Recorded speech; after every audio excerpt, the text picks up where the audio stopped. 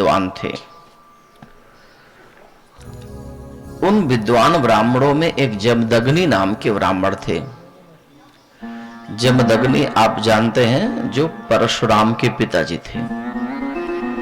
जब बहुत बड़े ब्राह्मणों का समाज, यानी विद्वानों का, ऋषियों का, मुनियों का समाज जब इकट्ठा हुआ, तो उस समाज में जमदग्नि उठ करके खड़े हो गए। उन्होंने कहा कि इतना अच्छा विद्वानों का समागम यह हुआ है, मेरा आप सबसे एक प्रश्न है, मेरे मन में एक संदेह है। संदेहोस्ति महाभाग मम चेतसि तापसाः समाजेषु मुनीनां वै निःसन्देहो भवाम्यहम्। ब्रह्मा विष्णुस्तथा रुद्रो मघवा वरुणो नलः कुबेरः पवनस्तुष्टा सेनानीश्च गणाधिपः। एक संदेह है, क्या इतने हमारे सनातन धर्म में इतने देवता हैं, ब्रह्मा विष्णु शंकर इंद्र वरुण कुबेर सूर्य, इतने देवता हैं,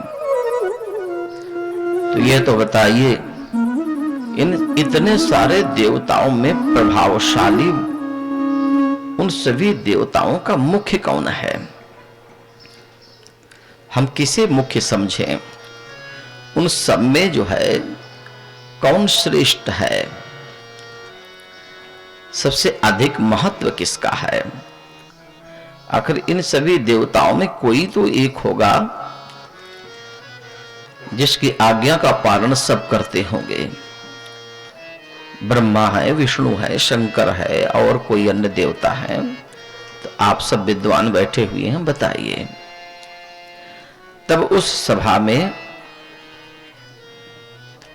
सभा में सज्जनों, बड़े बड़े विद्वान, बड़े बड़े ऋषि विराजमान थे। उन्होंने कहा कि वास्तव में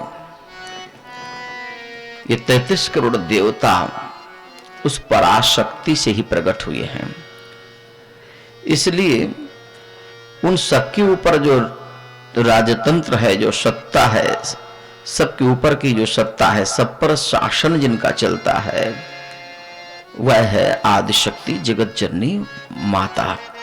उसका नाम प्रकृति है, उसका नाम जगत जननी है, महामाया है, आदिशक्ति उसे कह सकते हैं। सब पर उन्हीं की छाप पड़ी हुई है, सब उन्हीं की आज्ञा का पालन करते हैं। वो बड़ी दयालुनी है, बड़ी कृपालुनी है। इस प्रसंग में मैं तुम्हें एक एक कथा सुनाता हूं। कौशल देश में एक देवदत्त नाम के ब्राह्मण रहते थे। कौशल देश में एक देवदत्त नाम के ब्राह्मण थे, बहुत विद्वान, बहुत संस्कारवान, बहुत श्रेष्ठतम थे। उनकी धर्ममयी पत्नी भी बड़ी श्रेष्ठा थी। काफी अवस्था बीत गई, लेकिन उनको कोई संतान नहीं हुई। तब उन देवदत्त ब्राह्मण ने बड़े बड़े विद्वान ब्राह्मणों को बुला करके पुत्र कामना से यज्ञ कराया, पुत्रेष्ट यज्ञ कराया। जब वह यज्ञ कराने की बात आई, तो उस यज्ञ में सज्जनों, उन देवदत्त नाम के ब्राह्मण ने बृहस्पति को होता बनाया। होता जानते हैं, जो हवन करता है। बृहस्पति को होता बनाया, याज्ञवल्क्य को अध्वर्यु बनाया, और पैल नाम के ऋषि को प्रस्तोता बनाया। गोभिल नाम के एक विद्वान वृद्ध ब्राह्मण थे, उनको उद्गाता बना दिया। उद्गाता समझ रहे किसे कहते हैं? उद्गाता माने जो वेद मंत्र का उच्चारण करे, उसे कहते हैं उद्गाता। यज्ञों की विधा है, यज्ञ में कई विद्वान ब्राह्मणों का वर्णन किया जाता है। उस यज्ञ में उन सभी विद्वान ब्राह्मणों के पृथक पृथक कार्य होते हैं। कोई आचार्य होता है, कोई ब्रह्मा होता है, कोई ऋत्विज होते हैं, कोई होता होता है, कोई प्रस्तोता होता है, कोई अध्वर्यु होता है, कोई उद्गाता होता है, कोई वेद भी होते हैं। इस तरह से यज्ञ प्रारंभ हो गया। अब वो जो बूढ़े जो मंत्र पढ़ने वाले गोभिल नाम के ब्राह्मण पंडित जी थे, वृद्धावस्था थी, दांत वगैरह कुछ एक आध दो ठो उखड़ गए थे उनके। तब जब वो मंत्र पढ़ते थे, सामवेद का मंत्र जब गायन करते थे, तो दांत उखड़ने के कारण उनकी हवा थोड़ी निकल जाती थी। तो मंत्र तो वो सही बोलते थे, लेकिन जब सामने वाले को कान में पड़ता था तो एकाध अक्षर वो गायब हो जाता था। तो जो यजमान थे देवदत्त नाम के ब्राह्मण, वो भी विद्वान थे,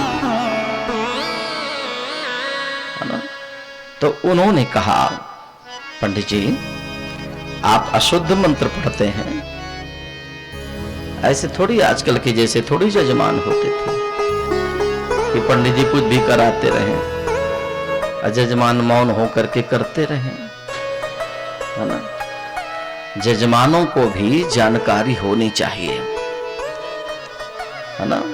हमारे भारतीय संस्कृति में आप प्राचीन ग्रंथों को उठा करके देखिए तो हर भारतीय संस्कृत पढ़ने वाला होता था। भारत देश का हर वर्ग संस्कृत पढ़ता था। यानी संस्कृत की जो भाषा है ये प्रत्येक मानव की भाषा है। लोगों ने इसे केवल ब्राह्मणों तक सीमित कर दिया है। लोग कहते हैं ये पंडितों की भाषा है, नहीं, है ना। संस्कृत ये भारत देश की भाषा है, भारत देश की आत्मा है यह। संस्कृत सभी मानव को पढ़ना चाहिए, और संस्कृत पढ़ेगा तो उसके जीवन में संस्कार आएंगे, है ना। तो संस्कार तो सबके जीवन में होना चाहिए, चाहे वो किसी भी वर्ग का हो। संस्कार सब में, और जिसमें संस्कार की श्रेष्ठता है वही सम्मान पाने योग्य है ना। जहां संस्कार हैं, जहां शिक्षा है, जहां ज्ञान है, जहां पवित्रता है, वह सम्मान योग्य है। तो पंडित जी ने कहा कि आप अशुद्ध मंत्र पढ़ते हैं।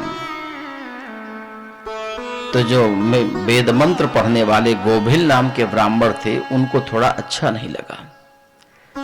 ये जजमान होकर के मुझ आचार्य को ये टोक रहा है और उत्तेजित होकर के मेरा अपमान कर रहा है। तो उनको क्रोध आ गया, और क्रोधित होकर के उन्होंने अपने ही यजमान को श्राप दे दिया। कहा, तूने अपने आचार्य पंडित पुरोहित का अपमान किया है। यह भी बात ठीक है कि आचार्य ब्राह्मण की खोज करना चाहिए, है ना। जो विद्वान हो उसी का वर्णन करना चाहिए, इसलिए पहले ही खोज कर लीजिए। परंतु यदि आपने वर्णित कर दिया है, उसके कलाई में आपने वर्ण का धागा बांध दिया और आपने संकल्प उसको दे दिया, तो फिर अब आपके द्वारा उसका तिरस्कार, अपमान नहीं होना चाहिए। तो उन्होंने श्राप देते हुए क्या, मूर्खस्ते भविता पुत्र शठा शब्द विवर्जितः गोभिलस्तु तदो वाचो देवदत्तम सुकोपिता। अरे तो यज्ञ करने वाला यजमान तो बड़ा विद्वान बन रहा है। अरे मैं वृद्ध, मेरा शरीर वृद्ध हो गया है, इस शरीर पर किसी का कोई वश नहीं है ना। अगर शरीर पर किसी का वश होता तो लोग बूढ़े क्यों होते। ये तो समय है, समय पर हर व्यक्ति का शरीर कमजोर होगा, वृद्धावस्था आएगी, उसके दांत उखड़ेंगे, आंखें कमजोर हो जाएंगी, इस पर अपना क्या वश है। मंत्र तो मैं सही बोलता हूं, अब दांत उखड़ गए, अब वो हवा निकल जाती है, उसमें आपको लगता है मैं अशुद्ध पढ़ रहा हूं, तो इसमें मेरा दोष नहीं है। मैं तुझे श्राप देता हूं कि तो पुत्र कामना से जो यज्ञ कर रहा है कि मुझे पुत्र हो जाए, तो पुत्र तो पैदा होगा, लेकिन तुम्हारा वह पुत्र महान मूर्ख होगा, ऐसा श्राप दे दिया। मूर्खस्ते भविता पुत्रः, और केवल मूर्ख होगा ऐसा नहीं, शठा शब्द विवर्जिता, शठ भी होगा, है ना। देखो मूर्ख और शठ अलग अलग है। रामायण में लिखते हैं कि शठ सुधरहि सत्संगति पाई। अगर शठ व्यक्ति सत्संगति में आ जाए तो उसमें सुधार हो सकता है, लेकिन मूर्ख व्यक्ति को सत्संग का असर नहीं होता है। मूर्ख हृदय न चेत, जो गुरु मिलई बिरंच सम, फूलहि फलहि न वेत, जगत सुधा बरसहि जलद। शठ को सुधारा जा सकता है, लेकिन मूर्ख को नहीं सुधारा सकता है ना।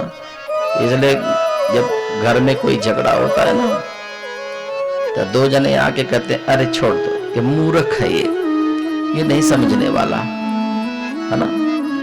तो जब आपको पता है कि ये मूर्ख है, ये नहीं समझने वाला है, तो आप ही उसका पीछा छोड़ दो, है ना। मूर्ख व्यक्ति मानेगा नहीं, श्राप दे दिया। अब कहां यज्ञ हो रहा था कि मुझे सुंदर यज्ञ से संस्कारवान बेटा पैदा होगा।